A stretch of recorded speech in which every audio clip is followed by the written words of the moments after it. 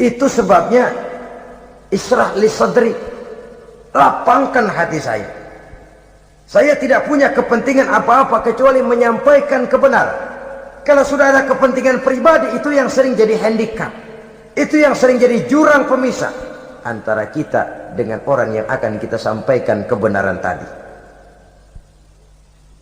Saudara-saudara kaum muslimin rahimakumullah, maka terasa benar relevannya doa yang diajarkan oleh Rasul kepada kita.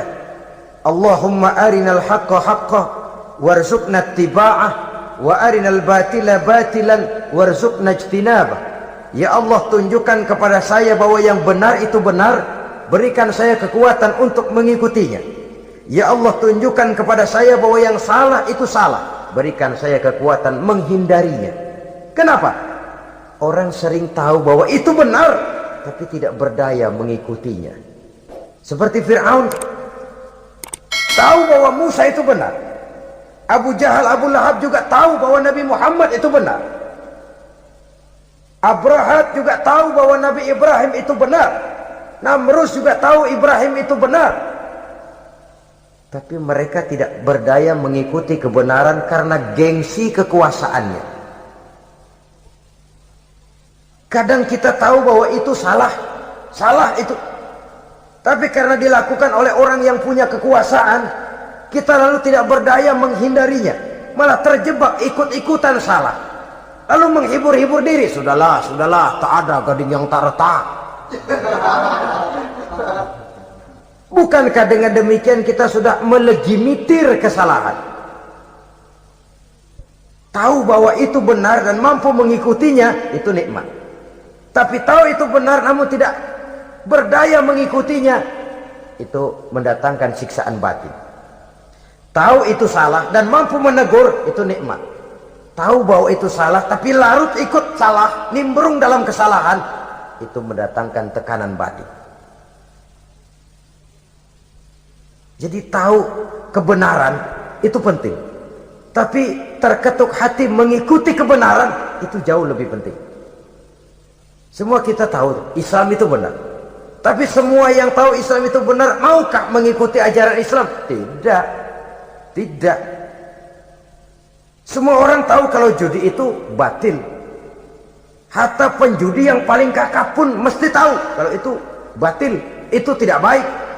Tapi dia tidak berdaya untuk menghindarkannya, terjebak ke dalam penyakit itu tadi. Oleh sebab itu, saudara-saudara kaum muslimin yang saya cintai, tidak ada satu ucapan yang lebih baik. Dalam istilah Quran itu Allah menjelaskan, wa man ahsanu qawlan mimman da'a ila Allah wa amila salihan wa qala innani minal muslimin. Ucapan siapakah yang lebih baik dalam hidup ini selain daripada mimman da'a ila Allah, selain daripada ucapan orang-orang yang menyeru ke jalan Allah, orang-orang yang menyadarkan kepada agama, ini jalan Allah, mari ikuti, itu jalan setan, mari tinggalkan. Wa amila salihan, tidak cukup sekedar berdakwah mengajak orang ke jalan Allah, dia juga beramal soleh. Dia bangun rumah sakit, dia bangun madrasah, dia bangun masjid, dia makmurkan majlis salim, dia santuni yatim piatu. Wa qala innani minal muslimin, seraya berkata, saya termasuk orang yang berserah diri kepada Allah. Da'a ila Allah wa amila salihan wa qala innani minal muslimin.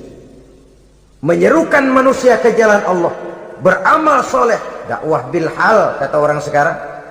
Kemudian mereka pada akhirnya berkata, kami adalah sekelompok orang-orang yang sudah berserah diri kepada Allah. Segalanya diserahkan kepada Allah.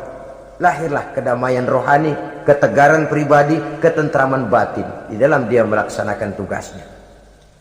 Kalau tidak, maka nanti ya tuh orang kan gua ajak baik-baik nyuruh sembahyang, apa gua dimusuhin. Dipikirin, kurus dah, ampek aja dah. Maka nanti soal orang mau beriman atau tidak itu bukan urusan kita.